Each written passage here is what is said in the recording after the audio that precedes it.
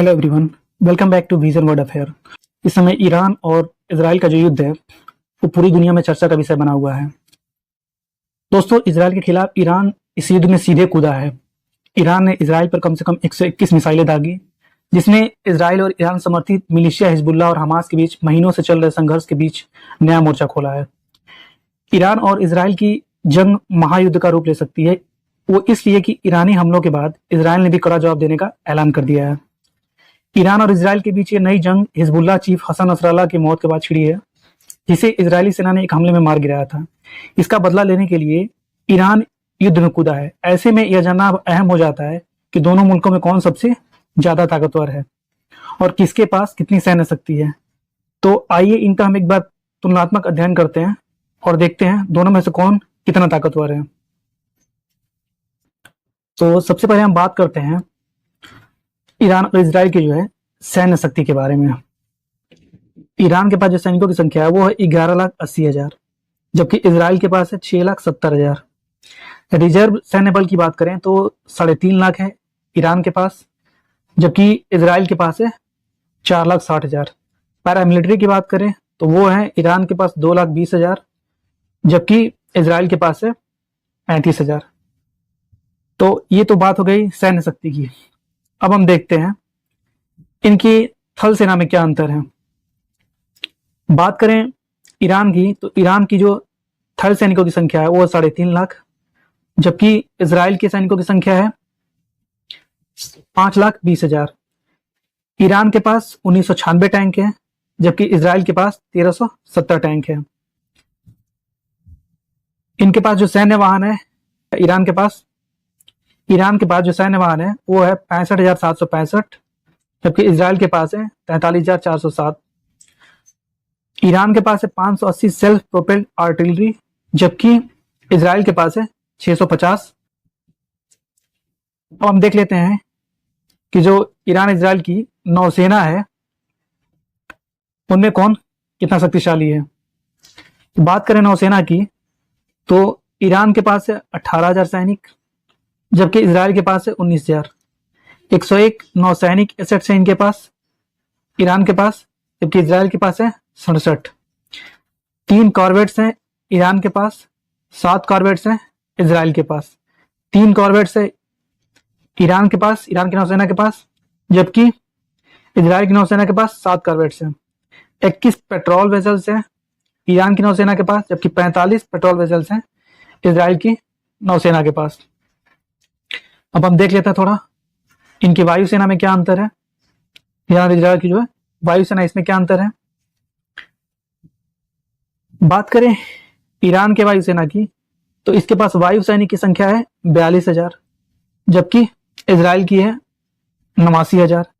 Iran की जो वायुसेना है इसके पास 551 एयरक्राफ्ट रिजर्व है, जबकि इजराइल के पास 612 एयरक्राफ्ट रिजर्व है।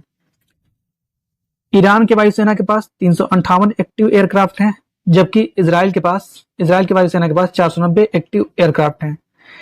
186 फाइटर जेट्स हैं ईरान की वायुसेना के पास, जबकि 241 है इजराइल की वायुसेना के पास। ईरान की जो वायुसेना उसके पास 86 ट्रांसपोर्ट विमान है, जबकि इजराइल की जो वायुसेना है उसके पास 12 ट्रांसपोर्ट विमान है। तो ये तो था इनके वायुसेना, थल सेना, नौसेना और सैन्य शक्ति के बारे में हमने देखा कि कौन कितना ताकतवर है।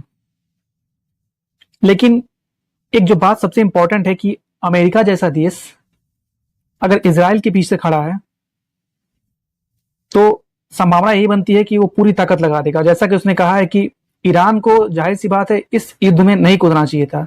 जहां ईरान को समझौता करना था वहां ईरान इस युद्ध में खुद पड़ा है, और अमेरिका कहीं ना कहीं अमेरिका की नजर थी इस चीज को लेकर के, और अमेरिका भी ये चाह रहा था कि ये अटैक करे। तो कहीं ना कहीं इसके पीछे अमेरिका की बड़ी प्लानिंग रही होगी, और जो इसका ईरान का जो गैस है ना, गैस भंडार, उस पे नजर है अमेरिका की, और यही वजह थी कि ये चाह रहा था कि ये कुछ इस तरह की गलती करे, और उसने ये गलती कर दी है। तो इसको कहते हैं कि खुद के पैर पे कुल्हाड़ी मारना। और कितना बुरा अंजाम भुगतेगा ईरान, ये आने वाला वक्त बता ही देगा।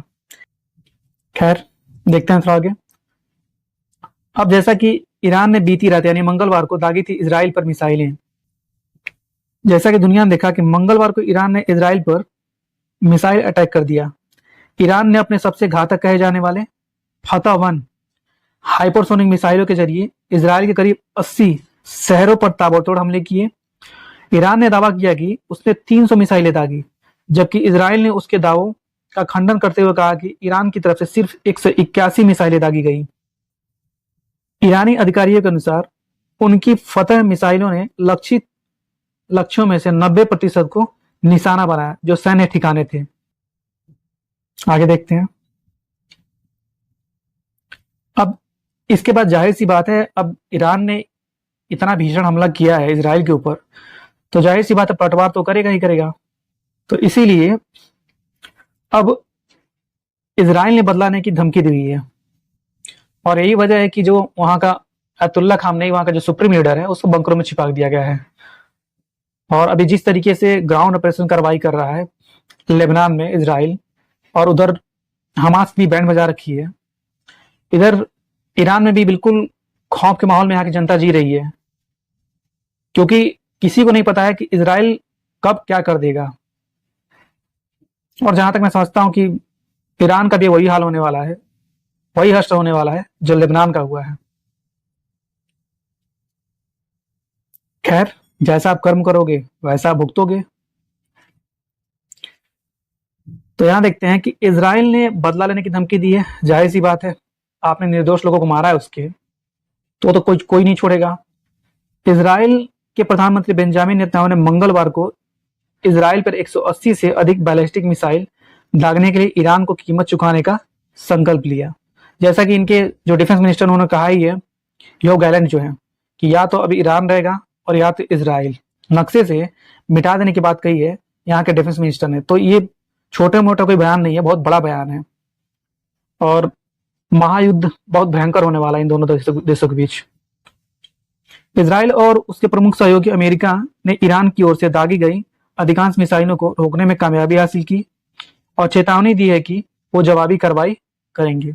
अब जब यूएस जैसे कंट्री ने कह दिया है कि ईरान ने ये गलत किया है, और बहुत सारे पश्चिमी देश हैं जो क्रिटिसाइज कर रहे हैं ईरान को इस चीज को लेकर के कि ईरान को इस युद्ध में बिल्कुल दूर दूर तक कोई मतलब था नहीं, इसको कूदना नहीं चाहिए था।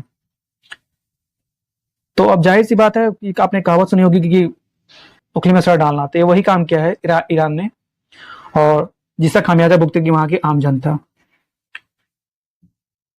तो खैर, यहां पे हमने देखा कि दोनों में कौन कितना ताकतवर है।